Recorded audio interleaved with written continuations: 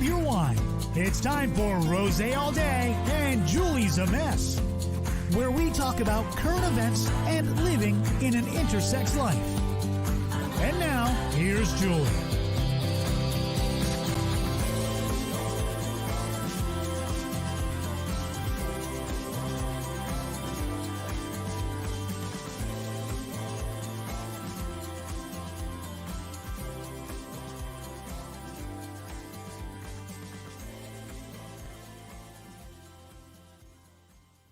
I'm Juleigh, and welcome to Rosé All Day, justjuleigh.com presents. My guest this evening is one of my favorite people in the whole wide world. It is Vienna Ashley, or Vienna Hansel Ashley. We call her V, we call her Vienna, we call her so many different things. Boss bitch, mom. Anyway, hi Vienna. Hi. She was having some technical difficulties earlier. She is hailing all the way from Costa Mesa, California, which is near Huntington Beach, and one of my favorite places in California Newport to be. That's okay. Newport, yeah. Because it's what? People are fresh, people are rich. All of the above. Anyway, let's get right to it. The rosé I'm drinking this evening comes from OneHope Wines and was sent to me this week by a good friend from my circus days, Anissa Barbato. This is it. It is OneHope Winery. It's OneHope Sparkling Rosé, so it's more of a sparkling or a champagne. I'm going to taste it right now. What I love about OneHope, that is pretty good. May finish the whole bottle tonight. May. What I love about OneHope is their mission is that they love to help others. And so for every bottle of wine that you purchase or wine package you purchase from OneHope, the extra money or proceeds of that sale go to funding clean water in underdeveloped countries. They fund housing and schooling in underdeveloped areas in this country and other countries. So definitely check out OneHope Winery. We're going to have Anissa on at a later date to talk about her involvement with OneHope. It already is a favorite of mine. That's pretty good. It almost tastes like soda to me, and I love soda. So it's like a rosé soda. I mean, that's like a party in your mouth right there. You may have to have another drink. While Vienna tells us, how do you know Juleigh?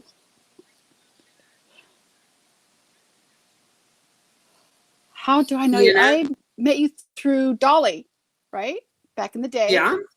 Can you hear me? I can't hear you. You're good. Okay. So I met you through Dolly, my aunt, back in the day. That was a long time ago.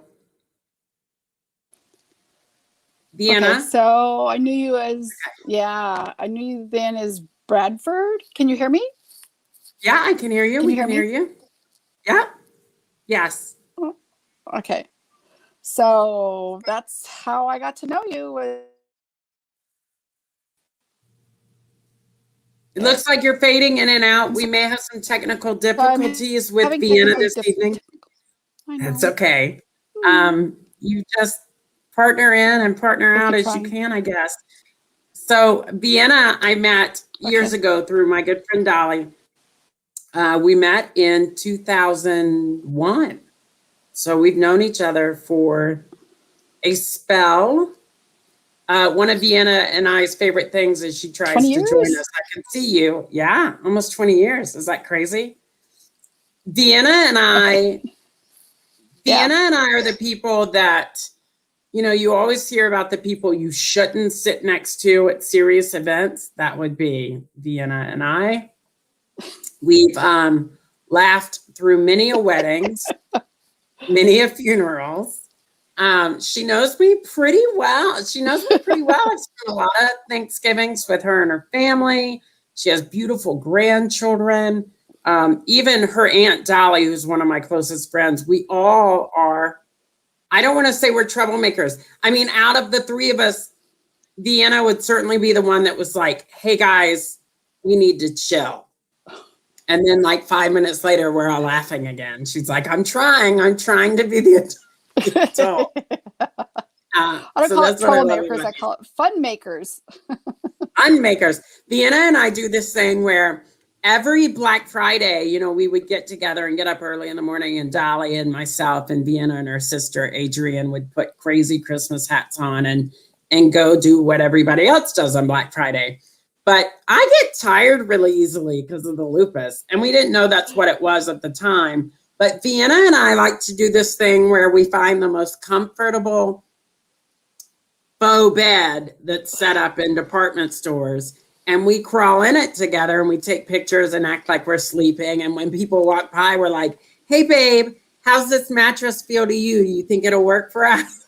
That's right. We've got in trouble a couple times doing that, but it was fun. We love stirring the pot. The difference is, unlike a lot of people that stir the pot, Vienna and I will lick the spoon. Yeah. So we stir that pot and then we lick. Other people just stir it and leave, right? That's what I love about her.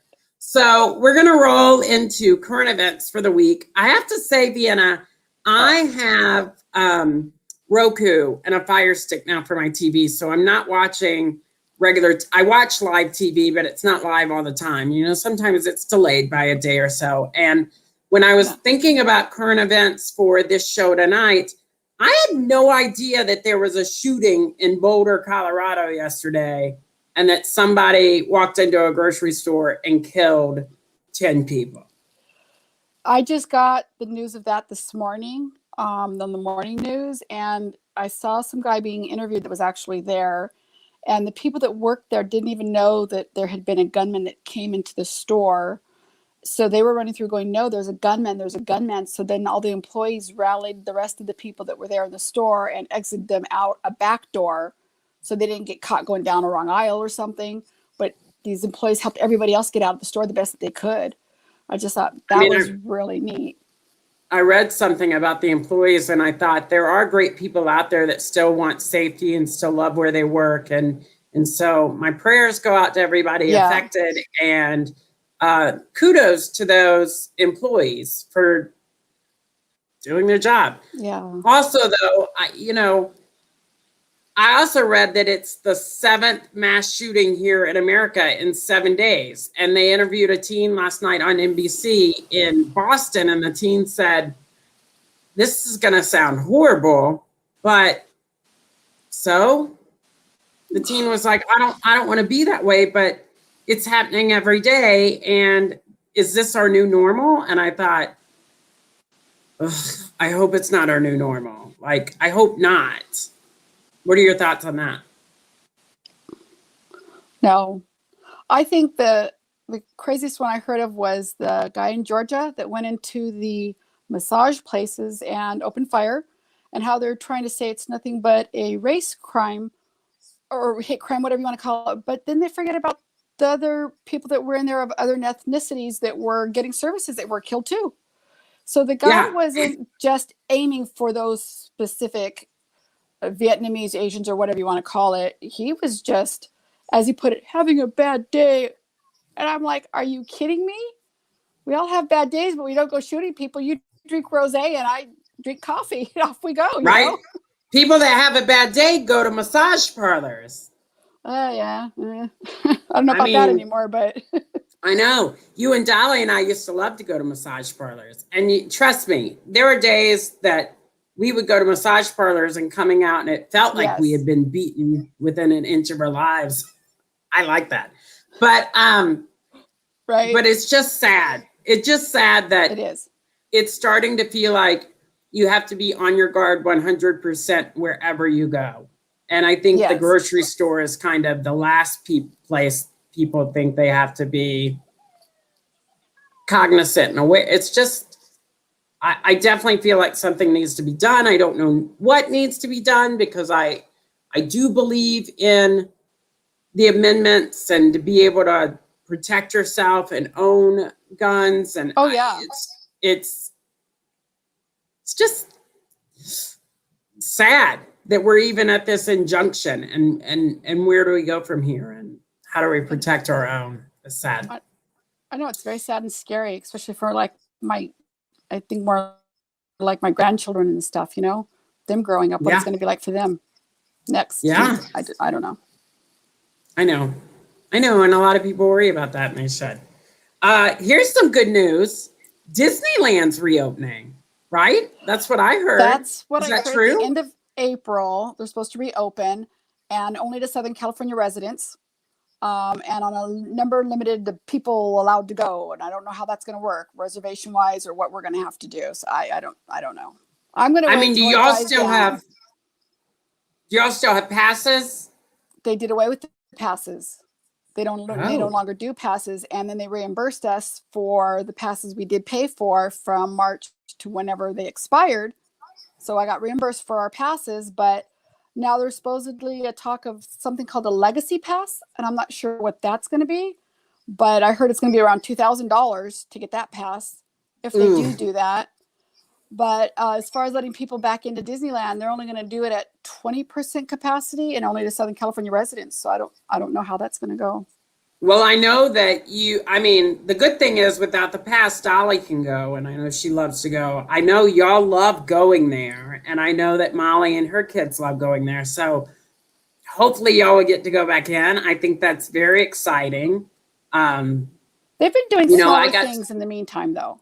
Like they have a thing called Taste of Disney coming up, where it's a special purchase ticket where you get to go in, I think from it was March 18th through April something, where you get to go in, but it's only like you hear the music, you see some characters, you get to taste some of the food, but not in Disneyland. I think it's in California Adventures where they're doing that one. Well, and it'll probably be a lot like Disney World where you get to see the characters, but it's from afar. Exactly. You're not getting to go up and take your picture with them or hug them or say, oh my gosh, I missed you in the last year. You pretty much just get to wave and turn around and take a selfie. But for some people, that's everything. Yeah. For Disney lovers and Disney enthusiasts, after the year we've had and everything that people are going through, that's everything.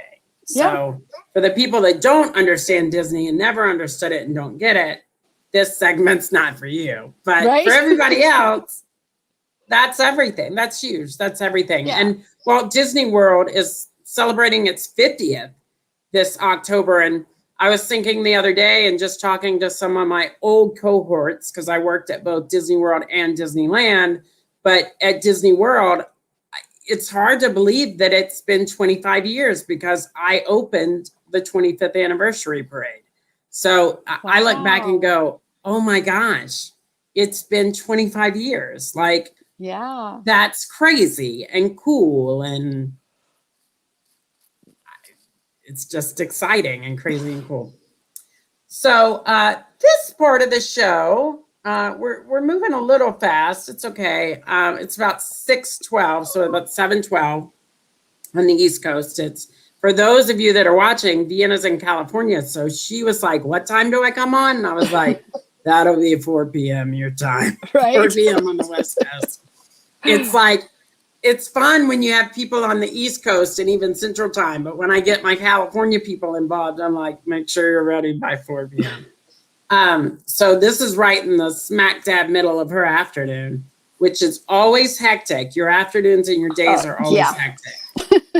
So I appreciate this. Not a problem. One more, people have been asking me, and I thought I would talk about it because I've talked about it the last couple of shows, is I have information on my taxes. I've been desperately awaiting my tax refund. I haven't been able to find out anything for weeks. I filed with TurboTax. I heard today that TurboTax has had a lot of issues with people that have filed with TurboTax and used them this year. So boo on TurboTax. I filed with them. They told me that my return was accepted, that my state return was accepted, and that it was accepted. And that was back in February. I got my state return of $8. Woohoo! Thank you, Hobby Lobby. But I haven't gotten my refund. And my refund was supposed to include my second stimulus of $600. So I finally got word from IRS last night that they have no record that my return was even filed. So they told me to contact TurboTax, which I did, and TurboTax said, well, we can't resend it. The only thing we can do is amend it on Friday, and then you can resend it that way. But I don't have anything to amend. There's nothing to amend. So today I printed out my tax documents. I'm just going to mail them in with a note saying, I e-filed in February. I don't know why you didn't get it. I'm not double filing. Please help a poor girl out. Like, ugh. Yeah. So that's where we are with that. It's hard. And I don't want to be that girl that's like not filing her taxes, but no, yeah. It's just I feel like everything's a mess right now. It's all a mess. It's all a mess. It is. I know other people who have, my son-in-law, Adam, filed through TurboTax. Well, I helped him, and he still hasn't got his, everything went through okay, but he still hasn't got his stimulus. But this year, going through TurboTax with the EDD and stimulus and everything, he ended up owing, which he's never owed before with everything he's been doing. So I think it has to do with the EDD, but he still hasn't got his stimulus check either. I know, it's just, and then somebody had told me last night that got their stimulus check. He was like, well, I heard that if you haven't received it by last week, by the end of last week, you're going to have to refile for your stimulus check like like a credit next year in 2022. And I was like, well, that's just not fair at all. Like that doesn't, I think at that point, that's not fair at all. So, okay. Well, we're moving past. I hear Marilyn. She has this adorable dog. Look, there's Marilyn. Hi, Mir. Hi, Marilyn. Hi. Hi, Marilyn. Hi, gorgeous. Hi. She's like, I recognize the voice, but where is she? Yeah. Marilyn's adorable. She is a service animal. Yes. My baby. I guess that's the easiest way to say it. Marilyn goes everywhere, and she's got her own blanket, and she has for years, and she loves to play chase to the detriment of whoever's throwing the ball. It gets to the point where you're like, let's see where I can throw the ball that doesn't put Marilyn in danger, but definitely occupies Marilyn for 30 minutes so I can eat or drink, but she's adorable. Love Marilyn. Love her. So we are going into, at first I was like, is it Marilyn? Her grandkids are too old to sound like that now. So that's gotta be Marilyn. We are going into the segment called Juleigh's a Mess. For those of you that are just joining us and this is your first time watching or listening, welcome. Juleigh's a Mess is a segment where I tell a story. I try and find a story that my guest has not ever heard before. Sometimes it's hard. Sometimes my guests are older and they forget, so it's easy. But I try and tell a story that they've never heard before. And midway through the story, I'm going to stop and ask our guest to finish the story based on what they know about me and the time they've spent with me. And, you know, they get brownie points for trying to convince the audience that that's the real ending. They also get brownie points for coming close. Brownie points are really just points from my heart that I love you for being so involved, because I really am not at the point in this series to start giving out gifts or t-shirts.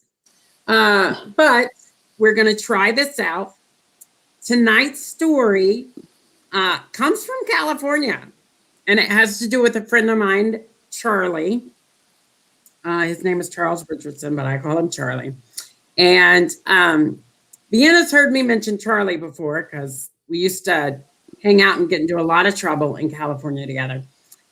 So this takes place in an area that you may know of, Vienna, on your way to Palm Springs, called Whitewater Canyon. Familiar. She's like, it's familiar. And here is the story. Okay. So Charlie and I used to go to Palm Springs all the time. I had a vendor job where I worked in Palm Springs for Lowe's, but we also like to go there just to get away from LA. And we would always have hijinks adventures. Sometimes we would stop at the Casino Morongo and try our luck. Sometimes it was just a place to rest. We had heard from the gay locals in Southern California that there was a lush green oasis in the middle of Whitewater Canyon. Now, Whitewater Canyon, for those who don't know, is a river basin that runs through the Palm Springs area. Most of the year, because of the rain and the droughts, it is empty. So if you were to go there and look at it, it just looks like desert. It looks like a riverbed, but it's desert. It's white rock. It's just white rock desert as far as you can see.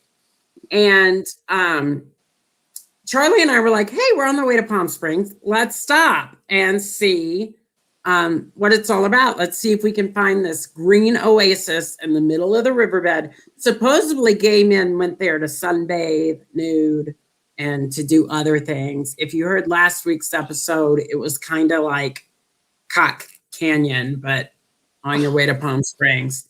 And so we stopped. And we pulled up and there were about 4 or 5 cars in the parking lot. So we thought, well, it's probably pretty happening.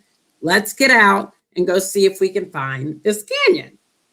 So we are walking across to look for this canyon. We're walking all over the riverbed. You have to be really careful so you don't like break an ankle or sprain an ankle because it's very rocky. And Charlie kicks a downed street sign. So it was like a diamond shaped street sign and it was face down. And I was like, how weird that would be in the middle of a river bend. So we flipped it over and it said, danger, rattlesnake breeding area. You heard me right, folks. Rattlesnake breeding area. Now we knew we just had to be careful, but we literally were out in the middle of this riverbed and we were probably about a 20-minute walk back to the parking lot.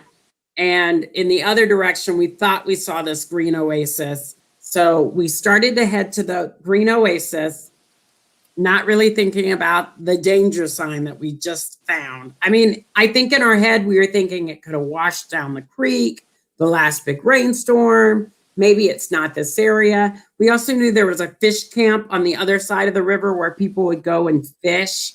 And that was very popular. So at this point in time, I'm going to let Vienna finish the story. Vienna, what do you think happened next? I'm trying to imagine where you guys were first off. So you guys probably ended up trying to go to that green oasis because that was first on your mind. Mm-hmm. And as you're heading that way, I can only imagine you probably ran into a couple of those rattlesnakes if it was hot enough out, coming out after you guys. Is it close? Keep going. I mean, finish. I mean, that can't be the end of your story. Whole story? Yeah.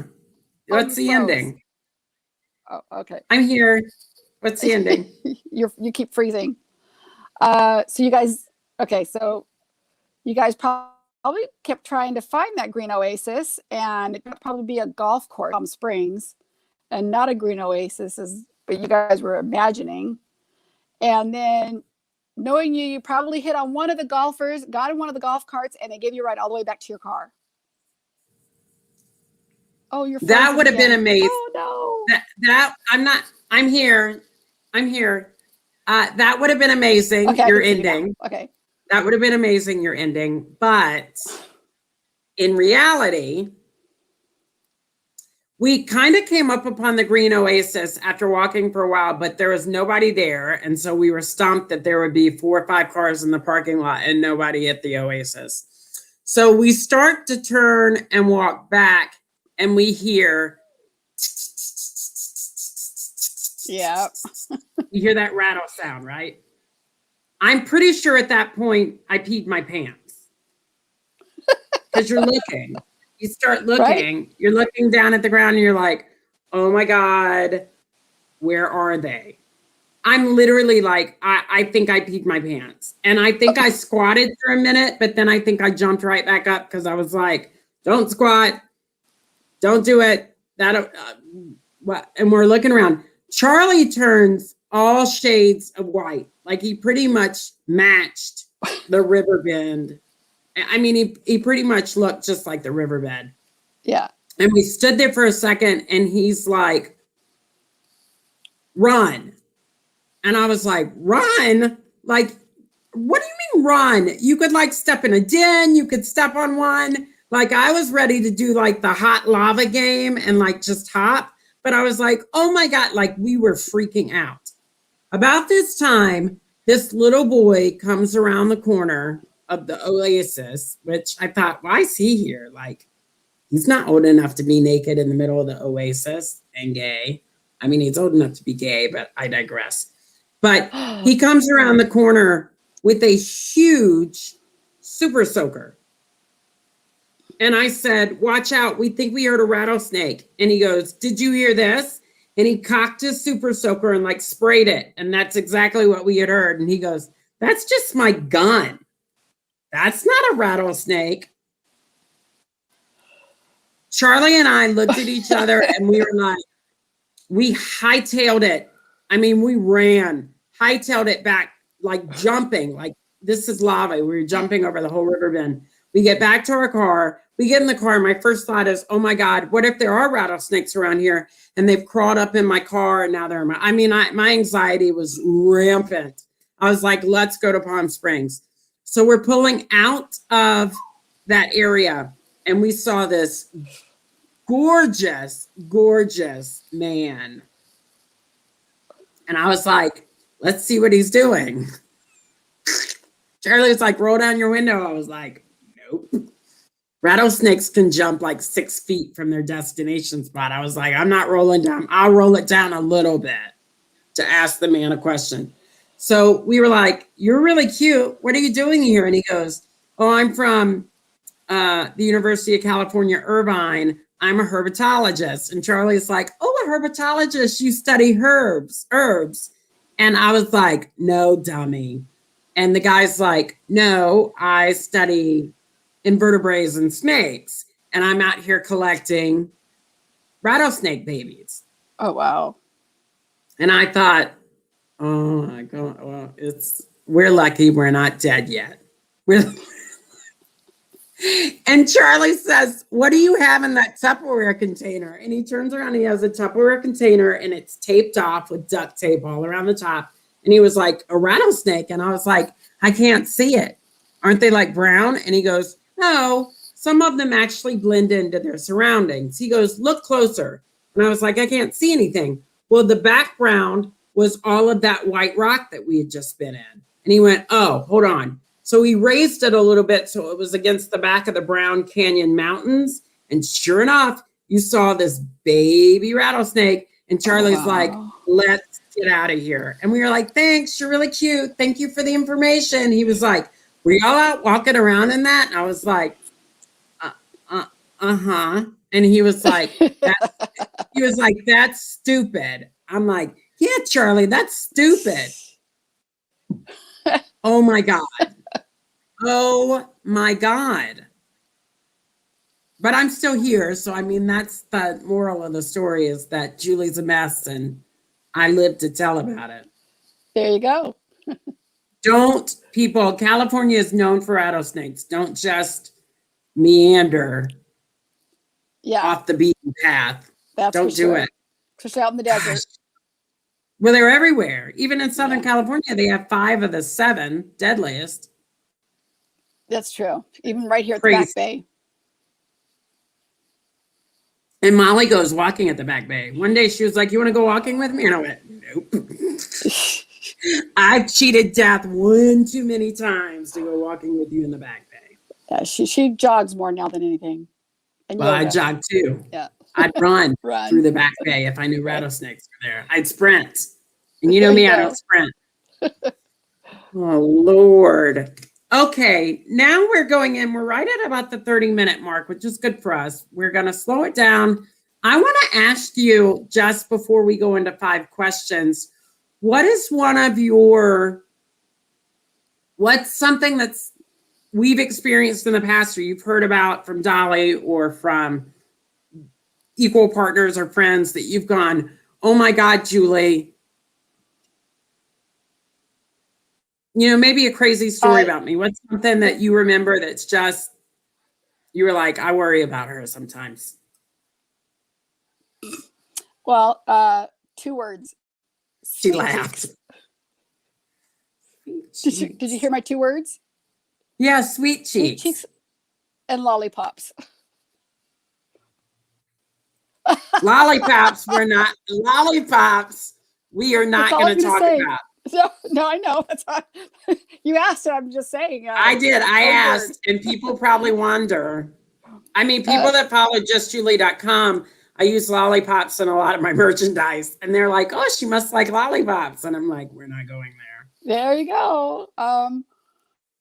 That's it, huh? Yeah, because you and I have been pretty open about a lot of stuff. So it's, yeah. We've been pretty open about a lot of stuff. Yeah. Yeah, we're like sisters in a way. Right? Yeah. Other people are going to be like, Adrian's going to be like, lollipops. We're not telling there's her. stuff I tell you that I wouldn't even bring up with my real sisters. Let me tell you. Or my That's how I am. Or anybody else. That's how good I am, right? That's how good I am. Exactly. No, but I've always admired your sense of adventure and how you've always just followed your heart and your dreams and pursued everything that you went after. I wish I could be more like that. That's really awesome. Thank you. That's sweet. We only get one life. And I feel like, when I was growing up, I remember my parents were always like, don't do anything that's going to impact the family, which I now, if you heard last week's episode, I call my family the firm. Thank you, Meghan Markle and Harry. So now when I refer to my family, I'm like the firm. The firm doesn't want me to get breast implants. They didn't actually say that, but I'm just saying, So now the firm's going to be like, what's this about lollipops? I have no idea what she's talking about. Nope. I don't know. But yeah, they used to say that. And I used to think, well, I'm not going to do anything that totally embarrasses the firm. But at the same time, I wasn't put on this earth for the firm. Everybody has their own journey and it is their life and you only get one. And, I don't want to jump out of a plane tomorrow. But no. if I wanted to, you should do that. If you want to, you should, because life is too short and you should totally live the best life that you can with purpose and enjoy it. Exactly. So now we're at the point of the show where we go into 5 questions. So for those of you that are just joining us again today, or you haven't ever seen Rosé All Day, Julie's a Mess, I asked my guest 5 questions. Now at the end of the 5 questions, she has a chance to ask me something she's never really understood, maybe about my medical journey, or just a question, a burgeoning question that she has, maybe about something I've gone through. But 5 questions tends to be a little fun. We mix it up. Last week, because of St. Patty's Day, they were more Irish kind of based when I was talking to my friend Kat Bays. This week, I don't know I don't know what I'm feeling. So I guess first question is, what do you think my favorite curse word is? Your favorite cuss word? Bitch, if that's a cuss word? Is bitch a cuss word? I mean, I don't say it a lot. That's actually one of my pronouns. I'm kidding. Actually, we talked about this a couple of weeks ago. I think my favorite is fuck. I think I say fuck. I drop the F-bomb a lot. Okay. Sometimes I say fuck a duck. Sometimes I say it under my breath. What is your favorite cuss word? Probably, well, I don't really cuss that much because I got the grandchildren around all the time. But mine's probably Jiminy Crickets or Snap-a-Doodle. But those aren't really cuss words. So I guess. I mean, it's the intent behind it. You know, it's almost a word is a word, but it's the intent we give it. So, I mean, if you say snap is a lot. I use that a lot. Oh, snap. See? Yeah. Okay. What is,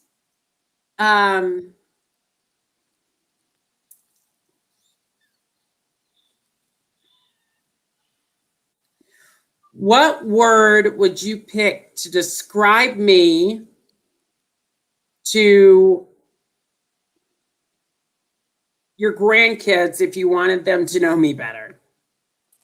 Well, they're very young, so it would be kind of hard, but the first word that comes to mind would be vivacious. You're very vivacious. Yes. I like that. Yes. Your grandkids are amazing. I think so. Amazing. Okay. Let's see. Question number 3. If you could recast any movie, any one of your favorite movies with me as the lead, what movie would it be and what would my role be? Oh, what movie would it be? That's a good one. One of my favorite, I have so many favorite movies. So, only because I know you like the South a lot. This is going to sound kind of corny, but Gone with the Wind, and you could be Scarlett O'Hara. Oh, I love it. I love it. I see it as me too. Me too. Liking everybody, and then you have one, and then you're not really true. I get it. Scarlett had problems, but I'll take it. I'll be Scarlett O'Hara. I like that. What's that line at the end where she says, tomorrow's another day? Or, funny story. Dolly and I went to go see that a couple of years ago in California. They were running it at the theater in San Dimas, and we went and watched it. And there were so many young people in the audience that were shocked at the way things were portrayed and things were done. And I thought, how can y'all never have seen this movie before? But, we laughed at we loved that movie, and all these new people were seeing it for the first time, but they also were like, what? You're kidding me. And then one girl was like, her problems are no different than our problems today. And I was like, exactly. And that movie was made in the 40s. Right. And that line love you're thinking stories of is, I can't think about the line that you're thinking of is, I can't think about that today. After all, tomorrow is another day, or something close to that. Right. Something like that. Yeah. Where she's like, I'll live again. Tomorrow's another day. Yeah. Somebody that's watching this tonight had actually said that to me yesterday, because I was having a crap day yesterday. Oh. And he was like, Julie, just remember, tomorrow's another day. And I thought, probably another day of the same crap. No, I'm just kidding. It's like, you're right. Tomorrow is another day. Okay. So that was question number 3. Question number 4 is, we have gone on some pretty amazing trips together. Yeah. With Dolly. What is one of your favorite trips that we've been on together?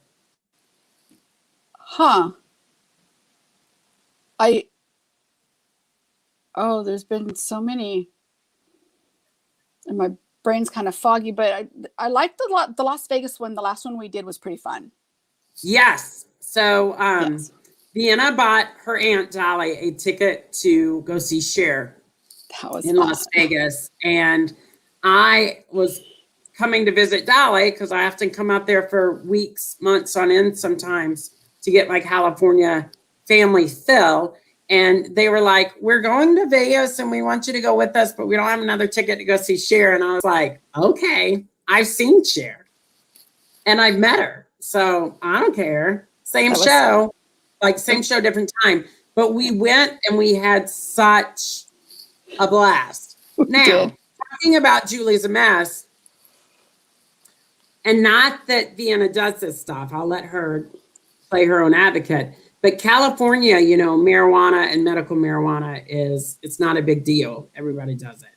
And so we went to church in California, and I got some edibles for the trip because I was starting to feel some pain from having to transition in my lupus. And somebody that I know showed me how to look for potent Jolly Ranchers, so I would know which Jolly Ranchers had the most bang for your buck. And Vienna and Dolly go in to watch Cher. A lot of people had gone that night. And I was like, I'll just walk around the floor and wait for them to come out. And they come out and they did their thing and they got their pictures and they both looked amazing. And they wore, like, they dressed for the occasion. I'm in torn jeans, brown boots, an off-the-shoulder white, what I call a Hispanic, like, senorita shirt with fringe. I mean, I was living my best Southern California pretty girl life. And they both came up to me and they're like, we're ready to go. And I'm like, how, what? And Dolly goes, oh my God, how many Jolly Ranchers did you eat? And I was like, 2. Is that too many? So they're inside enjoying Cher, and I was having the best time.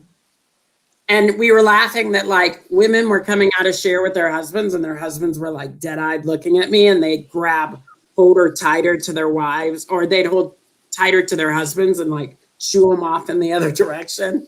Like we had a blast. We had so much fun that trip. And what was that place? We went to that one place that we had like lavender gin drinks, and we had so much fun. It was it was the bar at the hotel. Yeah, I don't remember the name of it. I don't remember the hotel, but we had so much fun.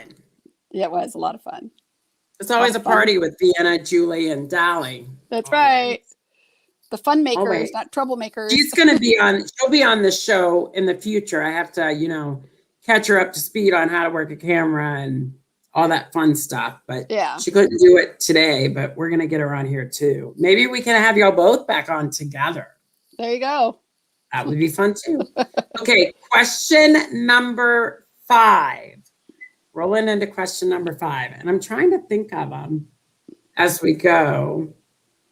I wonder what a good question would be. Let me look over here and see maybe if somebody has, maybe somebody's asked us one. Let's see, running that banner across the bottom. Let's go to chat and maybe somebody has asked us something. Oh, Charles said lollipops tell us more. Nope, that is not for tonight's show. That would not be.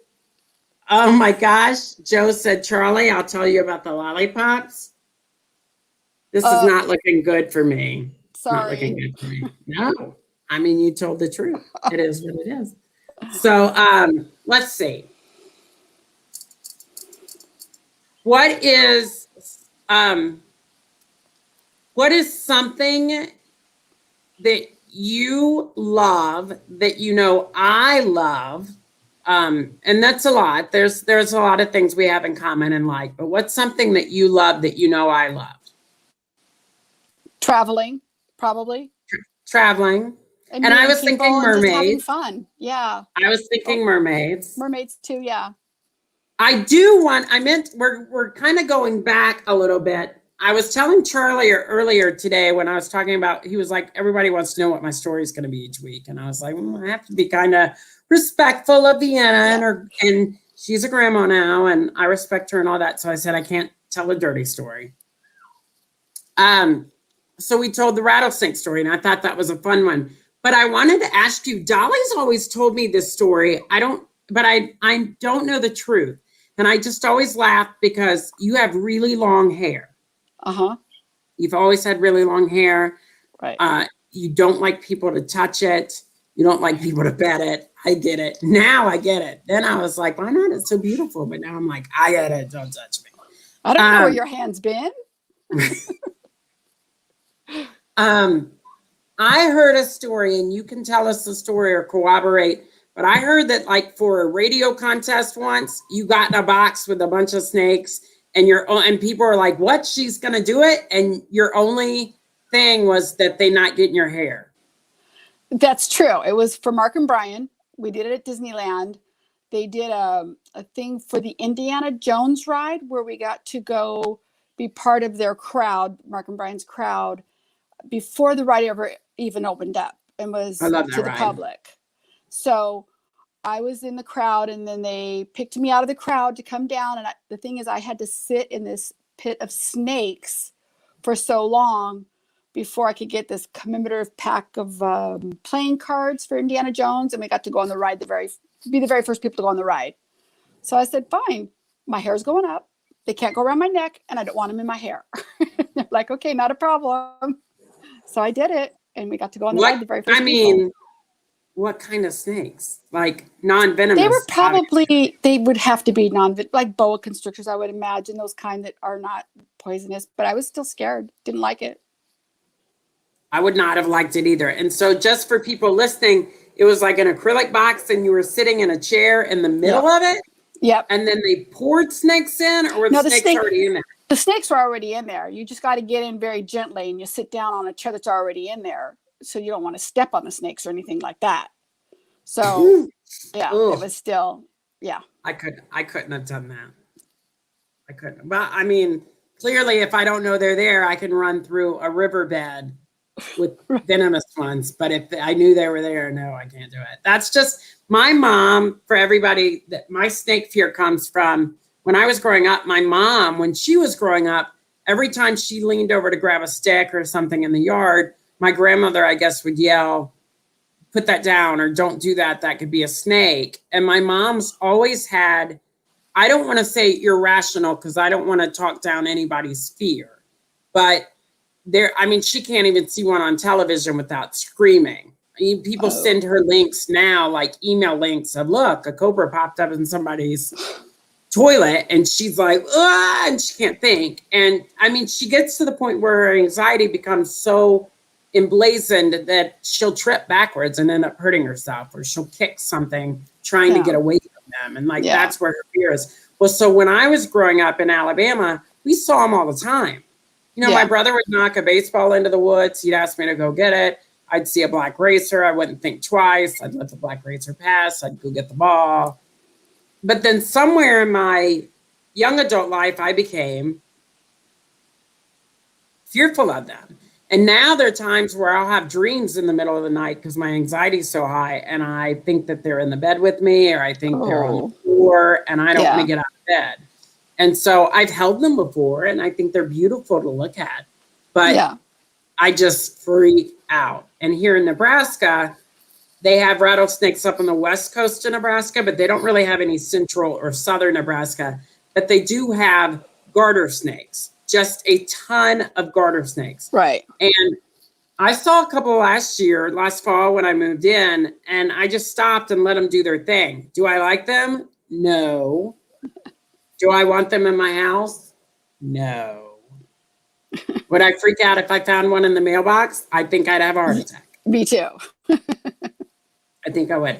But I bought these topiaries to go outside this spring in front of my house, and somebody's like, wait till you get a garter snake, like right at eye level, looking out of the topiary. I was like, thanks for ruining everything, you shithead. Like, I'm not looking forward to that at all. Anyway, so that was question 5. So now is the time of Rosé All Day, Juleigh's a Mess, where you get to ask me one question that maybe you've always wondered about in my journey, or maybe you never asked. You had said before we share a lot. We talked about a lot, but you can even revisit one of those questions if you want, but it's just your chance to ask me something. In explaining it back to you, I also get to educate the world about being XXY and intersex. So the floor is yours. What would you like to know? There's a couple things. Do you wish that your parents were more on board with your decision of what you were doing more often? Because I know it's a hit and miss sometimes with what you're going through. Yeah.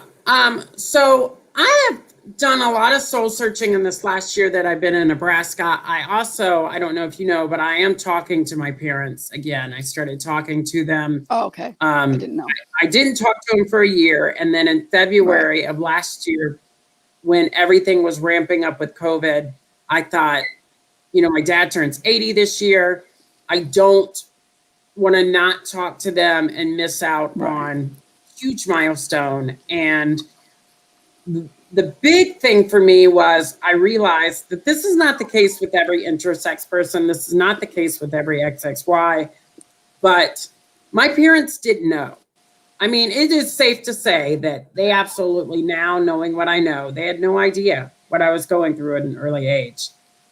They have been in the same storm that I have. Not the same boat, but we've both been kind of in the same storm. And what I mean by that is when I found out at 17 that I had the extra chromosome, they found out at 17. And they were still going on what the medical professionals were saying because that was their only turnabout. And there was no information back then, even in 1994. So they were still being fed wrong information. No research being done, still wrong information. Being given the information that everybody else was getting that was XXY or intersex. Being told he shouldn't be alive. And how do you process that as parents? Yeah. You know, how do you process that? And so even at 43, when I was at the NIH and I found out that everything would have to change and I would have to change to the female end of the spectrum, they were still finding that out at the same time I was. Yeah. And that's hard. That would be hard on anybody. And when I went and renamed myself and I had to pick a new name and I decided on Juleigh, and we've talked about this before in my blog, I went back to my parents and said, had I been born fully female at birth, you would have given me a name. And they said, correct. And I said, do you want a say in the new name process?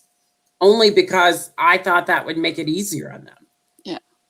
And it has, and it did. Now, me not talking to them for a year had to do more with me being vocal and wanting to tell my story and working on a documentary. And I understand even now looking back at what their fear was. You know, they thought, how will this impact us? Because it's going to. And I'm sure it would. It would.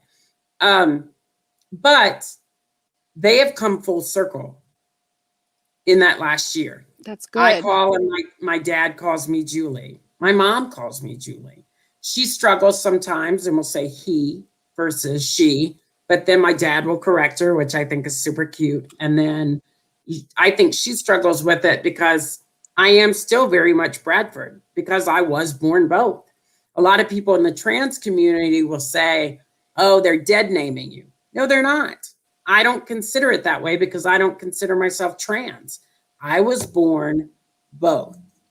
I am still both. I still have parts of both internally. Some have been removed, some haven't, but I am still both. So I think for my mom, it's hard because she still sees me kind of as both, but that's still a huge change from where she viewed me 2 years ago. And I just think that we're okay. We're okay now. And it's a huge learning curve for all parties, but I don't blame them. I never blame them. It's just a learning experience. So I have one more quick question for you. Sure. No problem. We have plenty of time. At what age did you realize, hey, I'm different. I'm not really Bradford all the way. Do you know what I mean? So interesting story. Obviously, my parents, we talk about things a lot now. My dad had said about a year ago, 2 years ago, that he said, it's all starting to make sense. And I said, what is? And he said, when you were younger, when you were a child, you would approach me and say, Daddy, I'm sick. Daddy, I'm different. And my dad would be like, what are you talking about? You're not sick. You're not different. Aww. And I would say, no, you don't understand. I'm different. Maybe one day you'll understand, but I'm different. I'm sick. I don't remember saying that to him, but the fact that he said it to me, obviously it stuck with him all these years. And I thought maybe I knew early on that I was different. And I've always felt split. You will talk to some people that were born intersex, whether that be XXY, XX, XO Turner syndrome, Down syndrome. It doesn't. But you will talk to some people that are on the intersex spectrum and they will say, I've always felt male. I'm not female at all. Damn you. I'm a male. Ugh. And then you'll meet people that say, I've always felt female and I've always felt, and I wanted to switch and blah, blah, blah. And then you will meet a handful of people that say, I've always felt both. I have always felt split. Always. I've always felt, and the percentage for me was different. Growing up, I always felt like it was a 70, maybe 60% male, 40% female, maybe a little more female at some point in times. And then now, because of all the estrogen I'm on and everything else, I'm doing very female things that I never encountered as a male.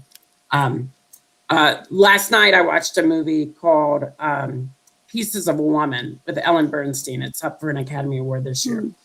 And it is about a couple that loses a baby due to a midwife issue. So the midwife, I mean, it's a heavy story. But at the beginning of the movie, it's Shia LaBeouf and the actress, I think her name's Molly Parker, and they're sharing what it is to have that intimacy of going through childbirth and labor. Yeah. And I've never wanted a child before. I've never, to clear the air, I've never wanted kids. I love them, but I've never wanted my own. And last night I found myself sobbing hysterically. Oh. And I was talking to a friend on the internet and I said, I'm never going to know what that feels like.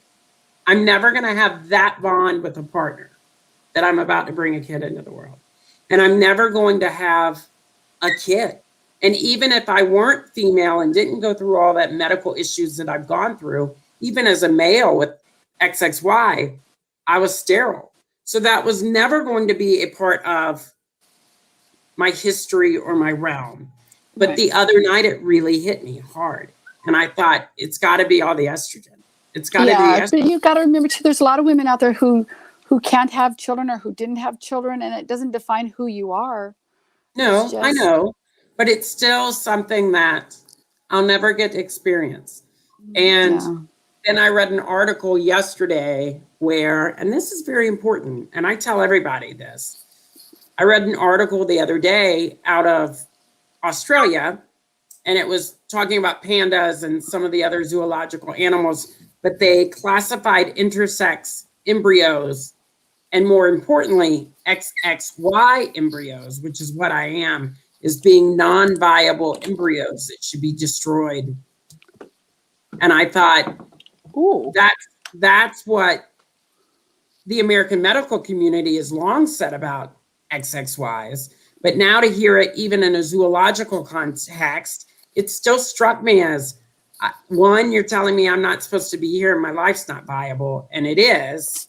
Yes. And two, some of the things I'll never get to experience. It was just a hard sucker punch. Oh, and sometimes I sit here and go, why do I advocate? Why am I advocating? If this is the general takeaway, and this is how people feel about us, why am I fighting every day? And why do I have a platform? And why am I struggling to tell people that we are viable?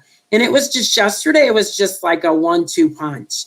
And somebody reminded me today that you still get back up on that horse. You still fight, you still advocate, you still use your platform, you still educate the world about XXY and intersex and everything that's going on. Yeah. And so, I mean, you need to get back up on that platform with your high heels, straighten your crown, and go on. After all, tomorrow is another day. Tomorrow is another day.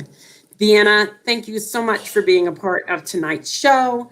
This is episode 4 of Rosé All Day, Juleigh's a Mess.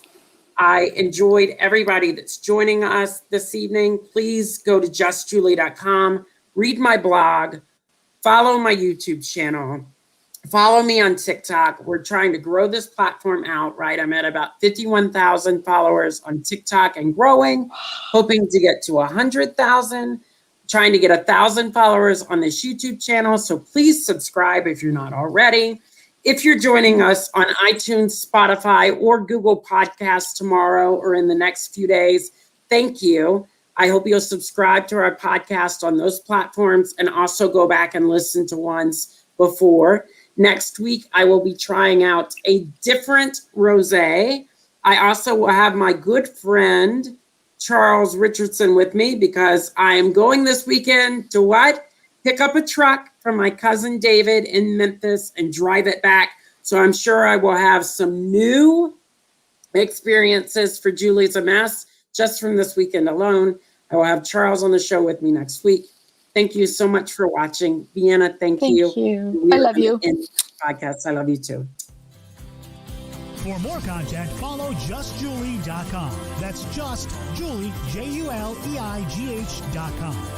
Thank you to our guests, and thank you for joining us this evening. Join us next week as Juleigh tries a different rosé.